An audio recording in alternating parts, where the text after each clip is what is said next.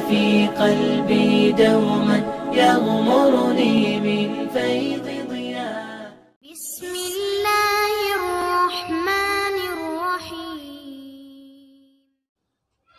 السلام علیکم ورحمۃ اللہ وبرکاتہ. نحمدہ ونصلی علی رسولہ الکریم، اما بعد، فاعوذ باللہ من الشیطان الرجیم. بسم اللہ الرحمن الرحیم. رب اشرح لی صدری ویسر لی امری واحلل عقدۃ من لسانی یفقہوا قولی رب زدنی علما. سورہ یاسین آیت 41 سے آج کے لیسن کا ہم آغاز کریں گے. اللہ تبارک تعالیٰ فرماتے ہیں اعوذ باللہ من الشیطان الرجیم. واو اور آیتن ایک نشانی، لہم ان کے لیے، انا کہ بے شک ہم نے، حملنا ہم نے سوار کیا، ذریتہم ان کی اولاد کو، فی الفلکی کشتی میں، المشحون بھری ہوئی. اللہ تبارک و تعالیٰ اس آیت کریمہ میں اپنی قدرت اور عظمت کی ایک اور نشانی بیان فرما رہے ہیں کہ ہم نے انہیں سوار کیا، ان کی اولاد کو بھری ہوئی کشتی میں. اس سے قبل آیات میں بھی اللہ تبارک تعالیٰ نے اپنی عظمت و قدرت کی کچھ نشانیاں بیان فرمائیں کہ کس طرح وہ بنجر زمین پر لہلہاتے ہوئے کھیت پیدا فرما دیتا ہے. سورج، چاند، ستارے جیسے بڑی بڑی کریشنز جو ہیں وہ اس کے حکم کی ستابی نہیں کر سکتی، اور لاکھوں سالوں سے جو اس نے ان کو حکم دیا ہے اس کے مطابق وہ ان کی حرکت جاری ہے، اور ہر کوئی اپنے اپنے مدار میں گھوم رہا ہے. تو یہ اللہ تبارک تعالیٰ کی عظمت و قدرت کی نشانیاں ہیں. تو اس کی نشانیوں میں سے ایک نشانی یہ بھی ہے کہ اس نے نسل انسانی کو بچایا کہ جب نوح علیہ السلام کے زمانے میں ایک بہت بڑا طوفان آیا اور تمام لوگوں کو، مشرکوں کو اللہ تبارک تعالیٰ نے غرق کر دیا، تو انہی میں سے کچھ لوگ جو ہیں ان کو اللہ تبارک تعالیٰ نے بچا لیا جو نوح علیہ السلام پر ایمان لے آئے. تو اسی سے یہ نسل انسانی آگے چلی ہے. تو انسان کو یہ پیغام دیا جا رہا ہے کہ تمہیں اللہ کا شکر ادا کرنا چاہیے کہ تمہارے ان آباء و اجداد کو اللہ تعالیٰ نے بچایا ہے، انہی کی ذریت جو ہے وہ تم ہو. تو ذریت سے مراد یہاں یعنی ان کی اولاد سے مراد آدم علیہ السلام کی اولاد ہے کہ آدم علیہ السلام کی اولاد کا سلسلہ جب چلا تو ان میں سے یہ لوگ ہیں کہ جو نوح علیہ السلام کے ساتھ جو ہے کشتی پر سوار ہوئے تھے. تو باقی تمام لوگ جو ہے روئے زمین پر سب کے سب غرق کر دیے گئے تھے. انسانوں میں سے صرف یہی لوگ جو ہیں وہ بچے تھے جو کشتی پر سوار ہوئے تھے. تو انہی سے آگے نسل انسانی دوبارہ جو ہے وہ چلی. تو اس لیے نوح علیہ السلام کو آدم ثانی بھی کہا جاتا ہے. تو ذریت کا لفظ جو ہے اولاد کے لیے بھی استعمال ہوتا ہے اور عورتوں کے لیے بھی اس لفظ کا اطلاق ہوتا ہے. تو یہاں مراد ان کی نسلیں ہیں، یعنی ان کی نسل جو ہے وہ آگے ظاہر ہے انہی سے جاری ہوئی جو اس کشتی میں سوار ہوئے تھے. المشحون جو ہے شین حا نون اس کا روٹ ورڈ ہے. شحن کہتے ہیں کشتی میں سامان لادنے کو، یا بھری ہوئی کشتی کے لیے بھی یہ لفظ استعمال ہوتا ہے. تو وہ کشتی جو ہے جو بھری ہوئی تھی مختلف مخلوقات سے، جانور بھی اس پر ایک ایک جوڑا جو ہے سوار کیا گیا. تو یہ پورا جو ہے تمام قصہ نوح علیہ السلام کا اس سے پہلے ہم پڑھ چکے ہیں. تو اللہ تبارک تعالیٰ اسی کی طرف اشارہ فرما رہے ہیں کہ یہ بھی ایک میری بہت بڑی نشانی ہے. آیتن کا لفظ جو ہے یعنی بڑی نشانی کے لیے یہ استعمال ہوتا ہے. تو اللہ تبارک تعالیٰ کی یہ بڑی بڑی نشانیاں ہیں کہ اس نے نسل انسانی کو بچا لیا اور انہیں کشتی پر سوار ہونے کا حکم دیا. وخلقنا اور ہم نے پیدا کی، لہم ان کے لیے، من مثلہ اس کی مثل سے، ما یرکبون جس پر وہ سوار ہوتے ہیں. تو یہ وہ کشتی جو نوح علیہ السلام نے تیار کی تھی، تو وہ سب سے پہلی جو ہے کشتی تھی جو اللہ تبارک تعالیٰ کی ڈائریکٹ رہنمائی سے نوح علیہ السلام نے اس کو تیار کیا تھا. تو اللہ تبارک تعالیٰ نے نوح علیہ السلام کو حکم دیا تھا اور وہ کشتی انہوں نے تیار کی، اور اس کے بعد جو ہیں بہت سی اس قسم کی کشتیاں تیار ہوئیں. تو سب سے پہلے انسان تو وہ تھے، اس کے بعد کشتی بنانے کا علم جو ہے مسلمانوں کے پاس آ گیا، اور مسلمانوں نے طوفان سے بچنے کے لیے اور بحری سفر کے لیے مختلف طرح کی کشتیاں بنائیں. پھر اس کے بعد بحری جہاز بننے لگے، پھر اس میں جو ہے انجن والے جہاز تیار ہونے لگے، اور پھر اس کے مزید انسان ترقی کرتے کرتے اب تو بڑے بڑے جہاز اور آبدوزیں تک تیار کی جاتی ہیں. تو ان کا ذکر یہاں پر اللہ تعالیٰ فرما رہے ہیں وَخَلَقْنَا لَهُم مِّن مِّثْلِهِ کہ ہم نے اسی کی مثل سے، یعنی وہ کشتی جو نوح علیہ السلام نے تیار کی تھی اسی کی مانند، یعنی آئیڈیا وہاں سے لیا گیا تھا. مثلی سے مراد یہ نہیں کہ سیم ٹو سیم ویسی شکل و صورت والی وہ کشتیاں جو ہیں بعد میں بنائی گئیں. تو مثل سے مراد یہ ہے کہ وہ اسی قسم کی، یعنی جس طرح نوح علیہ السلام نے کشتی تیار کی کہ جو یہ صلاحیت رکھتی تھی کہ وہ بڑی بڑی موجوں کا مقابلہ کر سکتی تھی اور وہ پانی پر تیرتی تھی. تو اسی طرح جو ہے اللہ تبارک تعالیٰ نے انسان کو علم دیا کہ وہ اس سے جو ہے اپنے سمندر کے سفر کے لیے مختلف طرح کی جو ہے سواریاں تیار کرتا ہے اور اس پر وہ سوار ہوتا ہے۔ تو اللہ تبارک تعالیٰ فرماتے ہیں وَإِن نَشَأْ اگر ہم چاہیں نغرقہم ہم انہیں غرق کر دیں، فلا تو پھر نہ کوئی صریخہ تو فریاد رس ہوگا لہم ان کے لیے، ولا ہم ینقذون اور نہ ہی وہ چھڑائے جائیں گے۔ تو انسان کو اللہ تبارک تعالیٰ نے یہ علم دیا کہ وہ بڑے بڑے بحری جہاز تیار کرتا ہے، اور پھر ان جہازوں کو تھامتا کون ہے؟ وہ اللہ تعالیٰ کی ذات ہے۔ انسان بنا تو لیتا ہے لیکن اس کو جو ہے یعنی اس پہ قائم رکھنا اور اسموتھلی اس کا سمندر پہ چلنا، اس پر انسان کا کوئی اختیار نہیں، وہ اللہ تعالیٰ کی قدرت سے ہے کہ وہ اس کو انسانوں کو محفوظ رکھتا ہے۔ اللہ تعالیٰ فرماتے ہیں کہ اگر ہم چاہیں تو ان کو غرق کر دیں۔ فلا صریخہ، صریخہ کہتے ہیں یعنی چیخنا، مدد کے لیے پکارنا۔ تو اللہ تعالیٰ فرماتے ہیں کہ انسان کی اوقات تو یہ ہے کہ اگر ہم اسے غرق کر دیں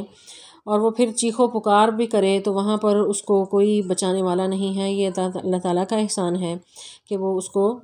جو ہے بالکل سیف اینڈ ساؤنڈ جو ہے وہ سلامتی کے ساتھ منزل پر پہنچا دیتا ہے۔ تو اگر ہم چاہیں تو ہم انہیں غرق کر دیں۔ تو یہ اللہ تعالیٰ اپنی قدرت اور عظمت کا جو ہے وہ اس آیت میں اظہار کر رہے ہیں۔ تو آن کی آن میں اللہ تعالیٰ چاہے تو غرق کر دے، جیسے کہ ٹائٹینک بنایا گیا، اس کے بنانے والے نے اس چیز کا دعویٰ کیا تھا کہ اس کو یہ کبھی بھی ڈوب نہیں سکتا،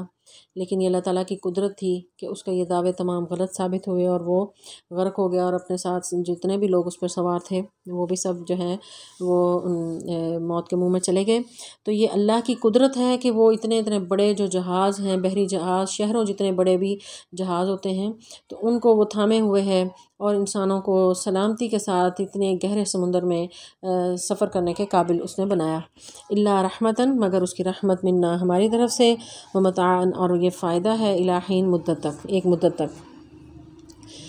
یعنی جو کشتی پر اللہ تبارک تعالیٰ نے انسانوں کو بچایا اور اس پر وہ سوار ہوئے اور پھر اس جیسی جو ہے وہ مختلف سواریاں اس نے تیار کیں، پھر اللہ تعالیٰ فرماتے ہیں یہ ہم ہی ہیں جو انہیں تھامے ہوئے ہیں کہ انسان سلامتی سے سفر کر رہا ہے، اور اگر ہم چاہیں تو وہ انہیں غرق کر دیں اور کوئی ان کی فریاد رسی کرنے والا بھی نہ ہو، جہاں نہ ان کو کوئی بچانے والا ہو۔ یہ اللہ کی ذات ہے کہ جو کشتیاں ہیں اور جو تمام اتنے بڑے بڑے جو جہاز ہیں، بحری جہاز ہیں، ان کو سلامتی کے ساتھ دوسری طرف جو ہے پہنچاتا ہے، منزل تک لے کر جاتا ہے۔ تو اللہ تعالیٰ فرماتے ہیں کہ یہ ہماری رحمت ہے کہ جس کی وجہ سے یہ اپنی مقررہ زندگی تک مہلت دیے جاتے ہیں، ورنہ تو سمندر کی جس قدر سرکش ہوائیں ہیں، بے پناہ قوت ہے، تو وہ ان کو آن کے آن میں غرق کر دے۔ تو اللہ تعالیٰ نے ان تمام چیزوں کو کنٹرول کیا ہے، جس کی وجہ سے مسافر اور تاجر جو ہیں وہ صحیح سلامت دوسرے کنارے پر پہنچتے ہیں۔ الا رحمتاً یعنی یہ رحمت ہے اللہ کی، منا ہماری طرف سے، یعنی اللہ تعالیٰ ذکر کر رہے ہیں اس کی اپنی رحمت کا کہ یہ اللہ کی رحمت ہے جو کشتیاں جو ہے وہ پار لگاتی ہے، اور اس کی وجہ سے انسان جو ہے وہ کسی نقصان سے بچتا ہے۔ اور ومتاعاً الی حین، متاع کہتے ہیں عارضی فائدے کو۔ تو اگر یعنی دوسرے کنارے پر پہنچ بھی جاتا ہے انسان، تو یہ نہیں ہے کہ اب وہاں پہنچ کے وہ بالکل سیف ہے اور ہمیشہ کی زندگی وہ پا گیا ہے۔ تو زندگی تو اتنی ہی ہے جتنی اس کے لیے وہ اللہ تعالیٰ نے مقرر کی ہے، تو اتنا جو ہے وہ فائدہ اس کو پہنچے گا، اس کے بعد پھر اس نے مرنا ہی ہے۔ تو حیات بعد الممات کے دلائل اللہ تعالیٰ نے دیے کہ کس طرح وہ بنجر زمین سے جو ہے وہ لہلہاتے کھیت پیدا کر دیتا ہے، سورج چاند روزانہ غروب ہوتے ہیں، پھر اگلے دن طلوع ہوتے ہیں۔ تو اسی طرح انسان کے مرنے کے بعد اس کو بھی دوبارہ اٹھانا اللہ کے لیے کوئی مشکل نہیں ہے۔ اسی طرح یہاں جو کشتی کی مثال دی کہ انسان جو ہے جب سمندر میں ہوتا ہے اور وہاں انتہائی اس کو خطرات کا سامنا ہوتا ہے، تو اللہ تعالیٰ اس کو بچاتا ہے۔ اس کے بعد اگر وہ بچ بھی گیا ہے تو ایک مقررہ مدت تک ہی یہ اس کا جو ہے اس کو مہلت دی گئی ہے، اس کے بعد پھر آخر تو مرنا ہی ہے۔ آگے اللہ تعالیٰ فرماتے ہیں وَإِذَا قِيلَ جب انہیں کہا جائے لَهُمْ انہیں اتقوا ڈرو ما بین ایدیکم جو تمہارے آگے ہے، وما خلفکم اور جو تمہارے پیچھے ہے، لعلکم تاکہ تم ترحمون تم پر رحم کیا جائے۔ یعنی اللہ تبارک و تعالیٰ اتنی اپنی قدرت اور عظمت کی نشانیاں بیان کرنے کے بعد انسان سے کہہ رہے ہیں کہ جب انہیں ان لوگوں سے کہا جاتا ہے کہ یہ توحید اور آخرت کی نشانیاں تم نے دیکھ لیں تو اس کے باوجود جو ہے تم اللہ کی بات نہیں مانتے، انہیں کہا جاتا ہے کہ اللہ سے ڈر جاؤ اور ڈرو، اور جو تم نے ما بین ایدیکم، جو تمہارے ہاتھوں کے آگے ہے، یعنی جو تمہارے سامنے ہے اور جو تمہارے پیچھے، اس سے تو کس چیز سے، یعنی اس سے مراد گناہ بھی لیے جا سکتے ہیں اور عذاب بھی، یعنی اپنے گناہوں سے ڈرو جو تم نے اس سے پہلے کیے اور جو تم بعد میں کرنے کا ارادہ رکھتے ہو۔ تو اگر اس سے مراد جو ہے عذاب لیا جائے تو اس کا ترجمہ پھر یوں کریں گے کہ وَإِذَا قِيلَ لَهُمُ اتَّقُوا، جب انہیں کہا جاتا ہے کہ ڈرو تم اس عذاب سے، ما بین ایدیکم، جو تمہارے آگے ہے، وما خلفکم، جو تمہارے پیچھے ہے، لعلکم ترحمون، تاکہ تم پر رحم کیا جائے۔ یعنی اللہ تبارک تعالیٰ نصیحت کر رہے ہیں کہ تم جو ہے بچ جاؤ عذاب سے جو تمہارے آگے آنے والا ہے، تو اپنے گناہوں پر اللہ سے استغفار کر لو، لعلکم ترحمون، تاکہ تم پر رحم کیا جائے۔ وما تأتیہم، اور نہیں آتی ان کے پاس، من آیات، کوئی نشانی، من آیات ربہم، ان کے رب کی نشانیوں میں سے، الا، مگر، کانو، وہ سب ہوتے ہیں، عنہا، اس سے، معرضین، منہ پھیرنے والے۔ تو جب یہ ان کفار کو نصیحت کی جاتی ہے کہ ڈرو اس عذاب سے جو تمہارے آگے آنے والا ہے، یا تم سے پہلے بھی لوگوں پر ہوا، اس سے ہی تم کو نصیحت حاصل کرو، اور اگر تم اس سے ڈر جاؤ گے، بچ جاؤ گے گناہوں سے، تو پھر تم پر رحم کیا جائے گا۔ اور جو ہے اللہ تعالیٰ فرماتے ہیں وما تأتیہم من آیات، من آیات ربہم، تو جب ان کے پاس کوئی نشانیاں آتی ہیں تو ان نشانیوں کو دیکھ کر وہ منہ موڑ لیتے ہیں۔ تو جو نشانیاں اللہ تعالیٰ نے اس سے پہلے ذکر کی ہیں، جو پوری کائنات میں پھیلی ہوئی ہیں، جو ان کے ارد گرد وہ دیکھتے ہیں، روز ان کا مشاہدہ کرتے ہیں، سمندر کی یہاں پر مثال دی کہ انسان اس سے بہت زیادہ یعنی خوف زدہ ہوتا ہے، اگر وہ اس میں غرق ہو جائے تو اس کے بعد اس کے ملنے کے چانسز بھی مشکل ہوتے ہیں۔ تو سمندر کے علاوہ اگر وہ خشکی پر بھی ہے تو سفر کرتے ہوئے کسی کو پتہ نہیں کہ کب اس کے ساتھ جو ہے کوئی ایکسیڈنٹ ہو جائے، ہوا میں کوئی سفر کر رہا ہے تو وہاں بھی کوئی پتہ نہیں۔ تو انسان کی زندگی کی حقیقت یہی ہے، تو اتنی نشانیاں اس کے ارد گرد موجود ہیں، روز وہ اپنے سامنے لوگوں کو مرتے ہوئے دیکھتا ہے، روز لوگ اپنے سامنے جو ہے حادثات ہوتے ہوئے دیکھتا ہے، تو ان نشانیوں سے اس کو نصیحت حاصل کرنی چاہیے۔ لیکن وہ لوگ جن کے دلوں پر مہر لگی ہوئی ہے، جنہوں نے بات مانی ہی نہیں، تو وہ یہ نشانیاں دیکھ کر بھی ان پر کوئی اثر نہیں ہوتا، وہ سب جو ہیں اس سے منہ پھیرے ہوئے ہیں۔ معرضین کہتے ہیں، اعراض کرنے کا لفظ جو ہے اسی سے ہے کہ منہ پھیرنا، یعنی اتنی بڑی بڑی نشانیاں دیکھ کر بھی انہیں کوئی جو ہے ان پر اثر نہیں ہوتا، یہ اپنے دھن میں مگن ہیں اور ان پہ کوئی جو ہے وہ اثر نہیں ہوتا۔ اور ایک جو ہے ان آیات سے ہمیں یہ بھی لیسن ہمیں ملتا ہے کہ بے شک کوئی کافر ہے، نافرمان ہے، اپنی دنیا میں مگن ہے، تو یہ نہیں کہ اس کو اس کے حال پر چھوڑ دیا جائے، اس کے لیے نصیحت کرنا ضروری ہے۔ جیسا کہ یعنی کافروں کو ہی نصیحت کی جا رہی ہے کہ ڈر جاؤ، اپنے گناہوں سے ڈر جاؤ تاکہ تم پر رحم کیا جائے، نشانیاں آتی ہیں ان کے پاس، ان نشانیوں کو بتایا جائے۔ تو یہ جو ہے قرآن کا ایک اسلوب دعوت کا ہمیں یہاں پر ان آیات میں پتہ چل رہا ہے۔ وَإِذَا قِيلَ لَهُمْ، اور جب انہیں کہا جاتا ہے انفقوا، تم خرچ کرو، مما، اس میں سے جو رزقکم اللہ، جو تمہیں اللہ نے رزق دیا، قالا، تو وہ کہتے ہیں الذین، کہا ان لوگوں نے، الذین، وہ جو کفروا، جنہوں نے کفر کیا، للذین، ان سے، آمنوا، سب ایمان لائے، کیا، نطعموا، ہم کھلائیں، من لو، جسے اگر یشاء چاہتا اللہ اطعمہ، وہ اسے خود کھلا دیتا۔ ان انتم، نہیں ہو تم، الا مگر، فی ضلال مبین، واضح گمراہی میں۔ یعنی ان کافروں کو اس حال میں نہ چھوڑا جائے، پہلے انہیں خوف زدہ کیا جا رہا ہے کہ اس عذاب سے ڈر جاؤ، اپنے گناہوں سے باز آ جاؤ، نہیں مانے، پھر اب انہیں مزید کہا جا رہا ہے کہ تم اللہ کے راستے میں مال خرچ کیا کرو، کہ وہ مال جو اللہ نے تمہیں دیا ہے، جو تمہارے ارد گرد فقراء اور مساکین ہیں، ان کے حقوق ادا کیا کرو۔ تو یہ جواب کیا دیتے ہیں کہ اگر اللہ کا ارادہ ہوتا تو وہ ان فقراء و مساکین کو خود دے دیتا۔ تو اللہ تبارک تعالیٰ جو ہے یعنی بیان فرما رہے ہیں کہ یعنی اس معاملے میں بھی وہ بہانے ہی تلاش کرتے ہیں، یعنی جب بات نہ ماننی ہو تو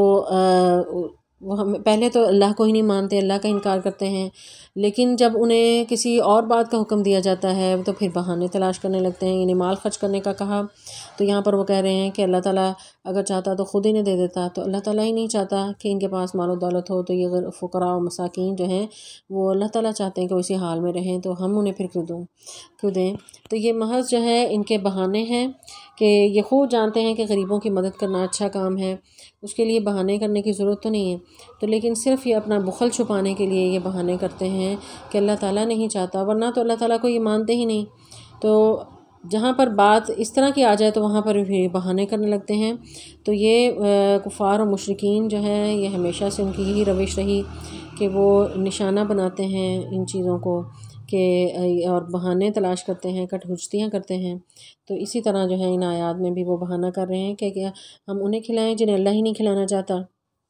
تو اصل میں کیا ہے کہ یہ لوگ کھلی گمراہی میں ہیں۔ وَيَقُولُونَ وہ کہتے ہیں مَتَىٰ هَٰذَا الْوَعْدُ کب ہوگا یہ وعدہ پورا جو ہے، ان کنتم اگر ہو تم صادقین سچے۔ مَا يَنظُرُونَ نہیں وہ سب انتظار کر رہے الا مگر صیحۃ واحدہ ایک زوردار آواز کا، تأخذہم جو انہیں آ پکڑے گی، وہم جبکہ وہ سب یخصمون جھگڑ رہے ہوں گے۔ اب یہاں سے اس سے قبل آیات میں اللہ تبارک تعالیٰ نے توحید پر دلائل دیے، اور اس کے بعد جو یہاں سے اللہ تبارک تعالیٰ آخرت کے دلائل جو ہیں وہ بیان کر رہے ہیں کہ آخرت کا جو انکار کرتے ہیں وہ پوچھتے ہیں، مذاق کرتے ہیں۔ یہاں کفار کا مقصد جو ہے سوال محض علم کے لیے نہیں بلکہ تمسخر اڑانے کے لیے ہے سوال یہاں پر وہ کر رہے ہیں کہ نبی صلی اللہ علیہ وسلم سے وہ کہہ رہے ہیں کہ کب آئے گی وہ قیامت جس کا تم ہر وقت ہمیں دھمکیاں دیتے ہو، متیٰ ھذا الوعد کب ہوگا وہ وعدہ پورا، ان کنتم صادقین اگر تم سچے ہو۔ تو اس کے بعد اللہ تبارک تعالیٰ نے پھر انہیں کیا جواب دیا کہ جس کا یہ انتظار کر رہے ہیں وہ تو ایک چیخ ہی ہے، یعنی اس کے لیے کوئی زیادہ ٹائم لگے گا، وہ تو ایک چیخ ہے اور اس چیخ سے یہ سب کچھ فنا ہو جائے گا۔ تو صیحۃ واحدہ سے مراد جو ہے یعنی وہ چیخ ہے جو اسرافیل علیہ السلام نے پہلی دفعہ قیامت والے دن سور پھونکنی ہے۔ تو وہ سور پھونکیں گے اور وہ ایک ہی لمحے میں آن کی آن میں تمام مخلوقات جو ہیں وہ مر جائیں گی، اور اس کے بعد جو ہے پھر دوبارہ جو ہے وہ سور پھونکی جائے گی، اور پھر سب کے سب لوگ زندہ ہو کر میدان محشر کی طرف بھاگیں گے۔ تو یہ جس قیامت کا انتظار کر رہے ہیں تو اس قیامت میں کوئی اس طرح آنا ہے کہ آہستہ آہستہ آئے اور انہیں یہ کچھ دیکھ کر اس کو سنبھل جائیں، یا جو کام کر رہے ہیں وہ اپنے کام پورے کر لیں۔ تو اللہ تعالیٰ فرماتے ہیں کہ وہ تو ایسے آئے گی اچانک کہ ان کو ایسے پکڑے گی کہ یہ آپس میں انہی باتوں پر جھگڑ رہے ہیں اور بحث کر رہے ہوں گے، تو وہ قیامت اچانک سے ایک چیخ کی جو ہے وہ آئے گی، اور اس کے بعد قیامت برپا ہو جائے گی، انہیں سنبھلنے کا جو ہے وہ موقع بھی نہیں ملے گا۔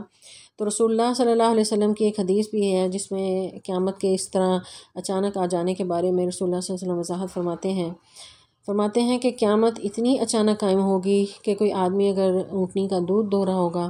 تو پھر وہ برتن جو ہے اپنے منہ تک بھی نہیں پہنچا پائے گا یہاں تک کہ قیامت قائم ہو جائے گی۔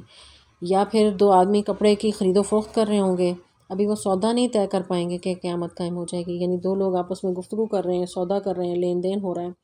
تو انہیں اتنی بھی مہلت نہیں ملے گی کہ وہ سودا ہی پورا کر لیں۔ تو قیامت تو ایسی آئے گی کہ ہر چیز انسان کے ہاتھ سے چھوٹ جائے گی، وہ جو کام کر رہا ہے وہ سب اس کے نامکمل رہ جائیں گے، اور سب کا جو ہے وہ سنبھلنے کا موقع نہیں لوگوں کو ملے گا۔ تو یہ قیامت کا جو ہے وہ حال ہوگا جس کے بارے میں یہ اتنا تمسخر اڑاتے ہیں اور مذاق کرتے ہیں اور پوچھتے ہیں کہ کب ہوگی، وہ کب آئے گی۔ تو اس کا جواب جو ہے اللہ تبارک تعالیٰ اس آیت میں دے رہے ہیں۔ فلا یستطیعون پھر وہ نہ سب استطاعت رکھیں گے توصیۃً کسی وصیت کی، ولا اور نہ الی اہلہم اپنے گھر والوں کی طرف یرجعون وہ لوٹ سکیں گے۔ توصیہ کا لفظ جو ہے وصا یوصی سے ہے، یعنی وصیت کرنا۔ تو جب انسان کوئی مرنے لگے یا کوئی بات جو ہے وہ اس کو پتہ چلے کہ کام ختم ہونے لگا ہے تو اس وقت وہ کچھ تاکید کرنا چاہتا ہے، کسی کو کوئی وصیت کرنا چاہتا ہے، کوئی اپنے اولاد کے حوالے سے، کوئی مال کے حوالے سے، لیکن قیامت تو ایسے قائم ہوگی کہ یہ لوگ تو وصیت بھی نہیں کر سکیں گے، وصیت کرنے کی بھی مہلت نہیں ملیں گی، اور جو لوگ گھر سے باہر ہوں گے تو انہیں اتنی بھی جو ہے وہ مہلت نہیں دی جائے گی کہ وہ اپنے گھر والوں تک مل ہی لیں۔ ولا الی اہلہم یرجعون نہ ہی وہ اپنے گھر والوں کی طرف جو ہے وہ لوٹ سکیں گے یا ان کو مل سکیں گے۔ تو مرنے کے وقت انسان یہ چاہتا ہے کہ جو اس نے کمایا ہے اس کو یعنی جن تک وہ چاہتا ہے ان کو پہنچا دے، یا کم از کم اس کے اپنے پیارے اس کے قریب ہوں۔ تو قیامت تو ایسے آئے گی کہ اس کی یہ بھی مہلت نہیں ملے گی کہ انسان اپنی ان خواہشات کو بھی پورا کر سکے۔ تو آگے مزید اللہ تبارک تعالیٰ اگلی آیات میں قیامت کی ہی ہولناکیاں اور اس کے مناظر کو بیان فرما رہے ہیں، وہ اگلے لیسن میں ہم انشاءاللہ دیکھیں گے۔ اللہ تعالیٰ سے دعا ہے کہ اللہ تعالیٰ ہمیں قرآن پاک کا صحیح فہم عطا فرمائے اور اس پر عمل کرنے کی توفیق عطا فرمائے۔ والسلام علیکم ورحمۃ اللہ وبرکاتہ۔